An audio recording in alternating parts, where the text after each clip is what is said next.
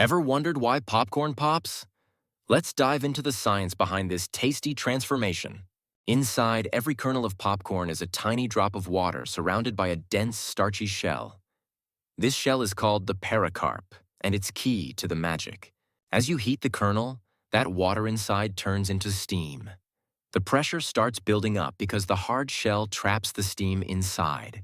When the pressure hits about 135 pounds per square inch and the kernel's temperature reaches around 180 degrees Celsius, the pericarp can't take it anymore and boom!